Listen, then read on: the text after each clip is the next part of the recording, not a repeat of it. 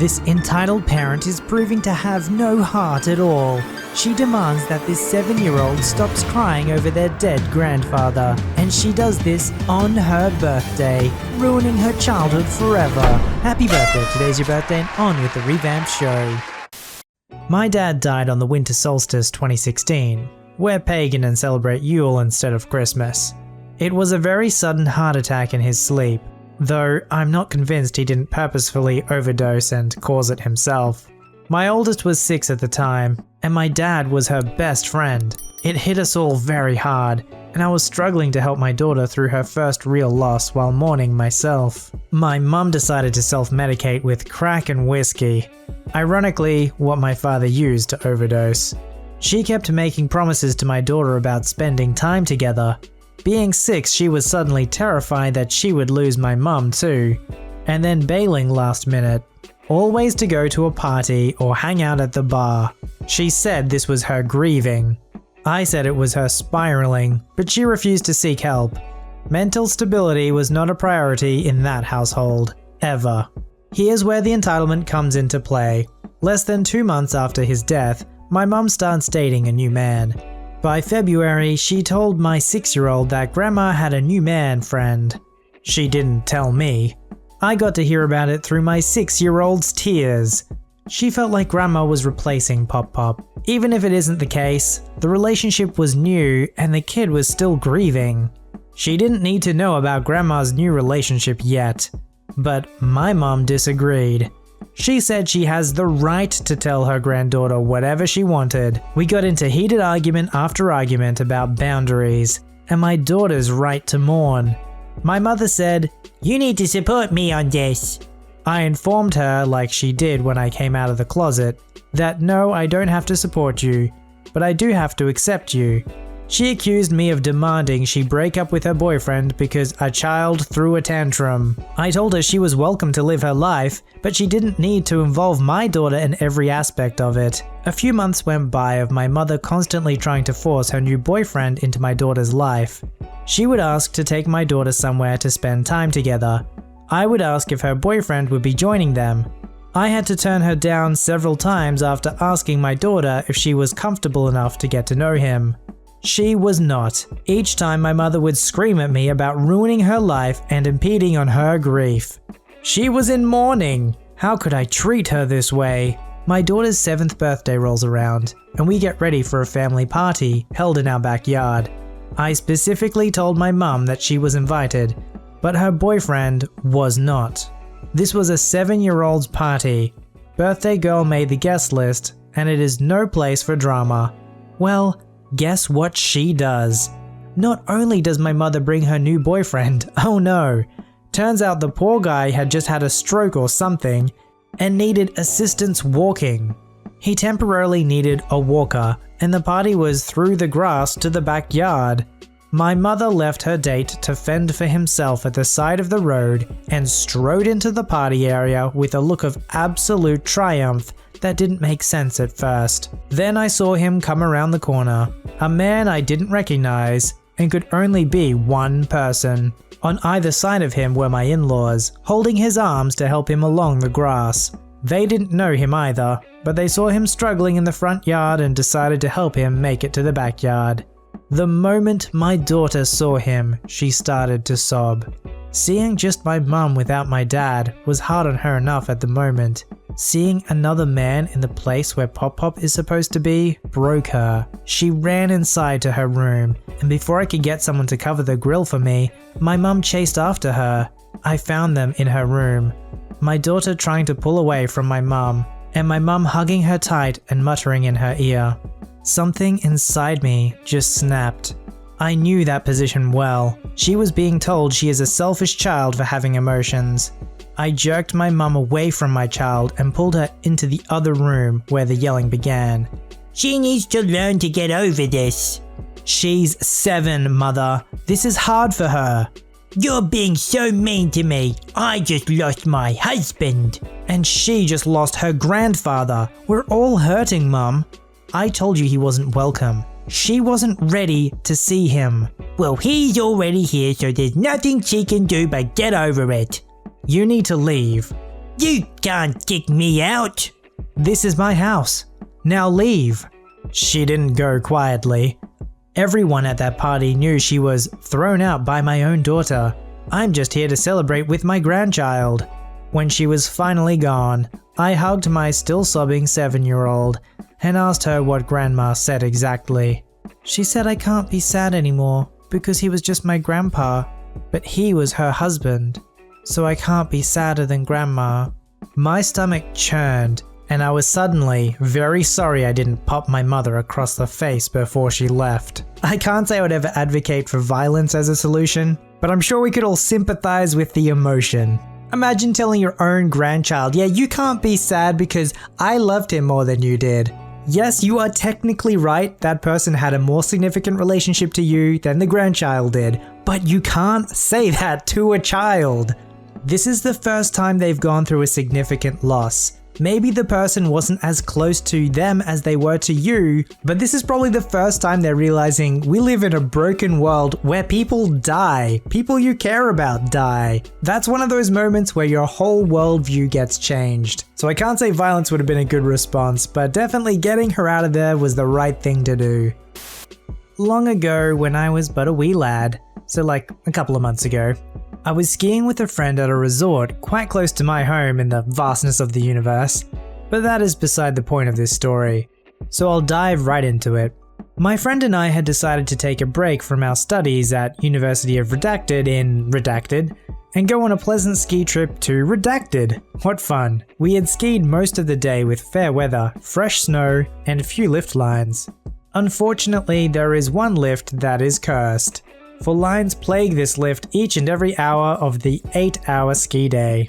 The dreaded T-bar. The terror of the beginner skier. Anyways, we pizza stopped our way to the back of the line and waited our turn like any pair of gentlemen would. During this wait, I glanced at the sign in the queue ahead and noted it said, alternate, in very large red letters. This sign is of great importance to the story, so please take note. Anyways, as we wait, a group of 3, a large man in a blue 80s style ski jacket with the most appalling yellow boots, a woman with 3 braids of hair sticking from the back of her studded motorcycle helmet, and a child who appeared quite young and seemingly unready to partake in the conquest known as the T-bar, come skiing down the slope. This strange group approached from our left, nonchalantly ducked under the rope indicating the formation of the line, literally pushed my friend backwards and took place directly in front of us as a group of 3. Now, I'm not sure how much any of you dear readers know of T-bars, but they can only seat 2. So my friend and I are perplexed over this turn of events, and I grow more and more frustrated as we progress. So to alleviate my growing anger, I say, "Excuse me, I believe you cut in line. The back is near the back." As if the back could not be any clearer. 80s daredevil wannabe dad. "Shut the frick up." Heavily accented with a deep southern twang. Yeah, I think I got that right. My friend. "How about you shut the F up and wait your turn?" The group did not reply, but the entitled leather-clad mother looked back at us and gave us the mitten. By that we think she may have been trying to flip us off, but found it difficult to do in mittens. We progressed. My friend and I talking very loudly about entitled people and amateur skiers, blah blah blah. Then it came time to alternate with the line next to us. 2 lines filled with people become 1, each line switching off, so naturally the entitled gang skis right over the skis of the woman whose turn it was and off into the now singular line. This woman, who we will call Marjorie, because that's a dope name and she was a dope lady, tells them off and the crusty 80s macho man gives his classic response. Marjorie turns to us and asks, "Are they in ski school?" They must be. Ski schoolers have a special line to bypass the standard crowds, but only under direct supervision of a ski instructor. They must be. However, they probably just paid more for their lift tickets than we did. They didn't. We all pay the same amount. Marjorie laughs and we proceed to have a nice conversation about how idiotic the people in front of us are. Very loudly. Perhaps to the extent of overreaction, but hey, we were having fun. The time comes for the gang of first pancakes. get it, because the first pancake always looks like trash, gets on the T-bar. But wait, you can't have 3 people on a single bar. So the dad scoops up his child and holds them. This is a no-no. The lift operators stop the lift and ask that they separate accordingly. So Miss Triple Braid Mum scoots back so she can take the following bar up the mountain alone. The operators turn the lift back on and the bar swoops in and is placed on the child's lower back. Now this bar is perfectly leveled for the small child, but it barely comes to the father's mid-thighs. So not only is he stooped over like a gorilla, but he is now terribly off balance. The woman catches her bar just fine and seems comfortable. But as the Hunchback of Mississippi, aka the yellow-booted Cookie Monster, is carried up the mountain, his position looks more and more precarious. It is worth mentioning at this point, my friend and I are securely holding onto the bar and being carried up the mountain behind Marjorie and her companion. So, the fall. This is wonderfully terrible in so many ways. I will try my best to explain this in perfect detail. The father compensates for the bar by hunching forward, meaning his center of mass is forward. The ski's bindings can only hold so much weight. Crack! The binding released the boots, as any safe binding should, and the man falls on his face into the snow, his feet swinging up into the air. Some of you may know this fall to be called a scorpion. And his skis slide backwards down the slope, parallel for some time before careening off into the adjacent slopes. The mother, in a desperate attempt to avoid her face-planted partner, swerves rightward and ends up with her skis stuck in a rut. She immediately loses balance and tumbles to the side, still holding on to the bar. Her husband, who is now sliding downward, grabs her by the leg as she passes to the right. She holds for a second or two until she too falls, and now the two of them are sliding downwards towards Marjorie, who gives out a resounding "for frick's sake" as her and her companion tumble over the pair of line cutters. My friend and I decide to get off here to avoid the calamity ahead. From the sidelines, we watch as the mess of people grows larger and larger as people look for lost skis, lost poles, and lost dignities. From here, my friend and I leave, but not before I notice the one person who made it through the gargantuan-sized mess. The child of the entitled parents. Casually being pulled up the slope, glancing backward at the mess their parents had caused. It's at that point you start to ask, was I born into the wrong family? Is there some way I can get a refund here? Do I need like a receipt for that or something? It's always nice when there's that little dose of karma in one of these stories. Especially line cutters, because it's like, hey, there's a system here for a reason, guys. For background, I used to work at a summer camp as a counselor and as the director of the archery range.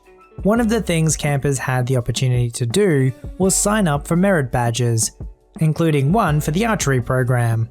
The requirements were to pass a short written exam and to show that their shooting skills had improved. Because it was summer, and because some kids struggled with tests, I would offer to provide any assistance they might want. I was willing to do anything short of giving them the answers or doing the test for them. The only caveat to this was if they refused my help, then I would leave them to their own devices because there were other kids who did want it. During one session, a 14-year-old boy, who we'll call Colby, signed up for the badge. By the end of the first archery period, I could tell he was going to have trouble with the exam. I made an offer to help him, and he turned me down. Fast forward to the end of the week. The exam is administered and he bombs it, so he doesn't get the badge. After the closing ceremony, he comes up to me demanding to know why. I explain that he didn't pass half the requirements. After trying to argue with me about it, he storms off. About 10 minutes later, he comes back, with his mummy in tow. She asks me the same question and I give her the same answer. She then goes into a tirade about how her son is a golden child and deserves to have everything. As she's doing this, Colby is standing behind her, wearing a smug look, while I'm trying to decide if I'm actually hearing this, and trying not to laugh in this woman's face. When she finishes, I tell her it's fine if she believes all this, but I'm still not going to give him the badge because it wouldn't be fair to the other kids. Seeing how their expressions changed was priceless. She tells me that she's going to talk to my boss about it. I tell her that if she feels that's necessary, then fine, but I'm pretty sure they'll agree with me. A short while later, I see both of them come speed walking out of my boss's office with anger written all over them. I go into the office, my boss spots me, smiles and gives me a thumbs up. It's good to know that not everyone still believes in the whole, well, everybody should get a participation trophy because you wouldn't want to make anybody sad. But you know what's really sad? Is that if everybody gets an award no matter what effort they put into it, then really the awards mean nothing, do they? Submit your story to be read on the channel at voiceyherestories@gmail.com and join our Voicey veteran community at r/VoiceyHere. Don't forget to like, subscribe, and hit that bell to never miss an episode. Alright, Voicey veterans, I'll see you in the next one.